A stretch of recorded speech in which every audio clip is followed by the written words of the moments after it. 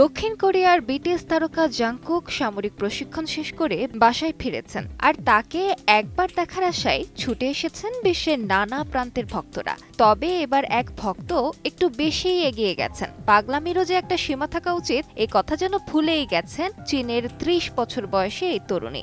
জাংকুকের বাসায় ঢুকতে পাসকোড ভাঙার চেষ্টা করেছেন তিনি, অতঃপর হয়েছেন গ্রেপ্তারও।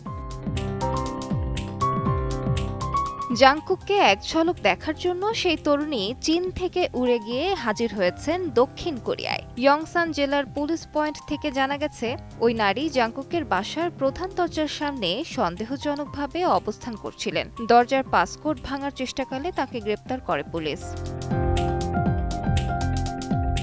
এদিকে একই দিন ছিল বিটিএস ভক্তদের জন্য খুশির দিন। প্রিয় তারকা জাংকুক সামরিক প্রশিক্ষণ শেষে ফিরেছেন বাসায়। গিয়ংগি প্রদেশের ইয়নচন পাবলিক স্টেডিয়ামে ভক্তদের সামনে আসেন তিনি। দীর্ঘদিন পর ক্যামেরার সামনে দাঁড়িয়ে জাংকুক বলেন, অনেকদিন পর ক্যামেরার সামনে দাঁড়ালাম, একটু অস্বস্তি লাগছে এবং বুঝে উঠতে পারছি না কি বলবো। আলিশা ইসলাম, সময় সংবাদ।